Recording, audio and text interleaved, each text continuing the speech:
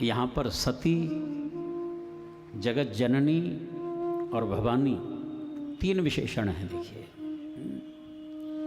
सती अर्थात दक्ष की पुत्री हैं जो प्रजापति हैं, और जगत जननी शक्ति रूपा हैं, प्रकृति स्वरूपा हैं, इसलिए जगत जननी कहा।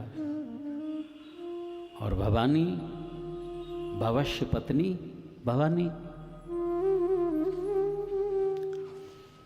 यहाँ पर याज्ञ बल्क मुनि कहना चाहते हैं, कथा श्रवण करने जाना हो तो किसी प्रकार की विशेषताओं को साथ में लेकर के मत जाओ। एक महात्मा कहते थे, बिल्कुल खाली होकर के बैठो। हाँ, क्योंकि यदि खाली होकर के बैठेंगे तो कुछ आएगा उसमें, पहले से ही भरे हुए हैं तो क्या आएगा उसमें। पूज बक्सर वाले मामा जी कहा करते, प्रारंभ में हमको ऐसा लगता हम कथा व्यास हैं, वक्ता हैं, अमुक हैं, तमुक हैं, लेकिन कथा कहते कहते अब तो ऐसा लगता है कि इन कानों में भी तो कथा पड़ रही है। और प्रेरक रघुवंश विभूषण, माने श्रोता के भाव से ही व्यास गद्दी पर बैठते हैं। श्री हरि तो खाली होकर के बैठे हैं, लेकिन सती जो है अपनी विशेषताओं के साथ में। कुंभज ऋषि ने बड़ा स्वागत सत्कार किया, अर्चा की, पूजा की है। पूजन के बाद प्रार्थना का विधान होता है, जैसे षोडशोपचार से पूजन होता है ना, जैसे विधिवत कलम पूजन कर रहे थे, और बाद में फिर प्रार्थना की जाती है। मंत्रहीनम क्रियाहीनम। लेकिन यहाँ पर प्रार्थना के रूप में कुंभज ऋषि ने सीधी कथा का ही शुभारंभ कर दिया। राम कथा मुनिवर्ज बखानी, सुनी महेश परम सुखमानी। बोले ऐसा क्यों किया, प्रार्थना क्यों नहीं की कि भगवान शिव का जो हार्द है ये राम कथा ही है। राम कथा से प्रिय भगवान शिव को और कुछ नहीं है, इसलिए प्रार्थना के रूप में कथा ही प्रस्तुत कर दी सेवा में। कथा श्रवण की है, लेकिन सुनी महेश स्पष्ट लिख दिया, ये कथा जो है केवल भगवान शिव ने ही सुनी, सती ने नहीं सुनी। क्यों नहीं सुनी? कि भगवान शिव का कुंभज ऋषि ने बड़ा स्वागत सत्कार किया। देखिए, यदि साधक को भान हो, यदि कोई महान आत्मा, महान देव, अपने आराध्य गुरुदेव, अपने प्रभु पधारें तो उनका स्वागत करना चाहिए। यदि हम भजन में बैठे हैं, ठाकुर सेवा कर रहे हैं, और गुरुदेव आ जाएं, हाँ तो उनको प्रणाम करके, झोली माला को प्रणाम करो, वहीं विराजो, गुरुदेव को प्रणाम करना चाहिए, स्वागत में उपस्थित होना चाहिए। यदि हमको भान है तो, अब भान ही नहीं है, देहाध्यास ही नहीं, तो वहाँ कोई दोष नहीं। अथवा तो आता है ना, इंद्रद्युम्न नाम का राजा जो था, गुरुदेव आए प्रणाम नहीं किया, हाथी बनना पड़ गया उसको। क्योंकि वो प्रमाद की अवस्था होती है, फिर स्वागत करना चाहिए। तो कुंभज ऋषि ने भोलेनाथ का बड़ा स्वागत सत्कार किया यथोचित। अब सती के मन में विचार आया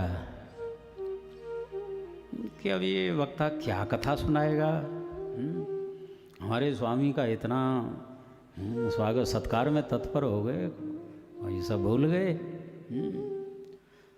संशय हो गया सज्जनों वक्ता के प्रति। सच्चाई यह है, एक दूसरे के प्रति भगवत भाव से युक्त होना चाहिए। वक्ता को जब तक श्रोता में भी ठाकुर जी का अनुभव न हो, दर्शन न हो, तब वो वाणी भी अभिमान को बढ़ाने वाली होगी, वो वाणी सार्थक नहीं होगी। इसलिए व्यास गद्दी पर बैठ कर के भगवत भाव से प्रणाम करने की परंपरा करना चाहिए, सहज भाव से। प्रज्ञा चक्षु जो स्वामी शरणानंद जी मानव सेवा संघ वाले जो थे, उनसे किसी भक्त ने पूछा कि स्वामी जी, आजकल बहुत से लोग अपने को भगवान मानने लगे हैं, तो क्या ये उचित है? ये अच्छी बात है?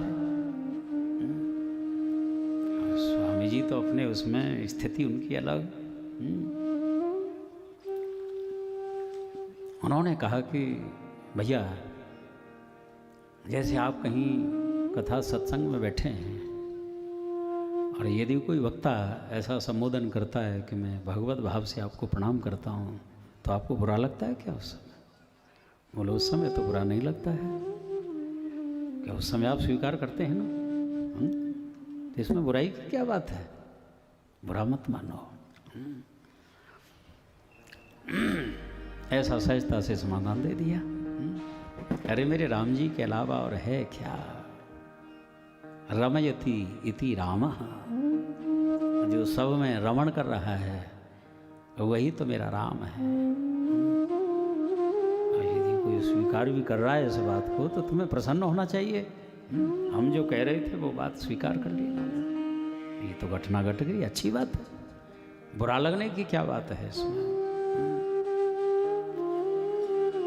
तो सुनी महेश परम सुख मानी, संशय के कारण सती ने कथा नहीं सुनी और महेश भगवान शिव ने ही कथा सुनी। सजनों, कथा श्रवण में यदि हमारे द्वारा असावधानी हो तो निश्चित रूप से संशय का जन्म होगा ही, संशय होगा वहां पर।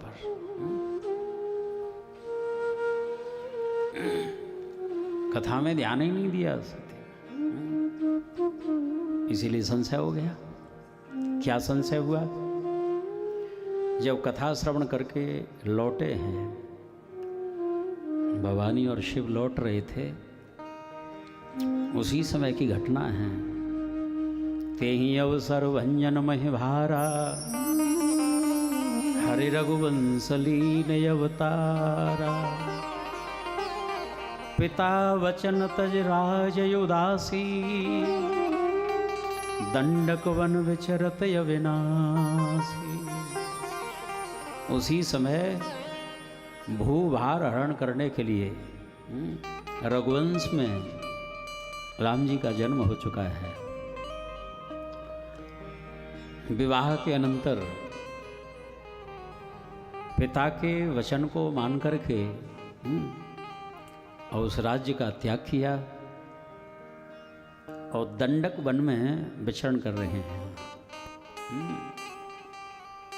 पिता वचन तज राज उदासी। अब विचार करें, क्या पिताजी ने अपने मुख से वचन दिया था ऐसा कि आप वन को जाओ? ये शब्द का उच्चारण तो नहीं किया था। बोले मौनम स्वीकार लक्षणम।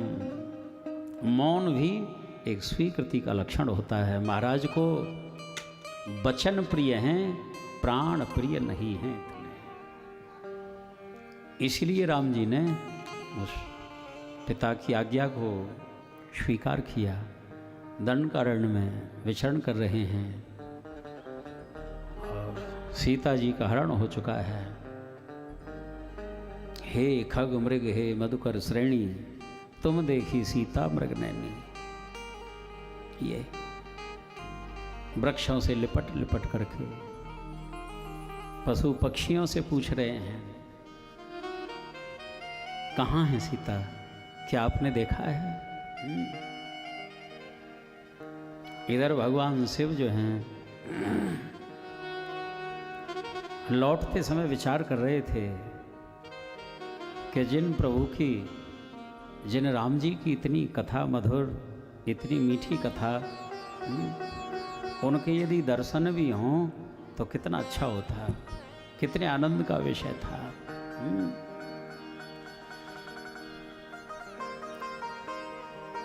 और ये होनी चाहिए हृदय में उत्कंठा। जिनकी हम कथा सुनते हैं, आहा, उनके दर्शन भी हों, कितने आनंद का विषय होगा।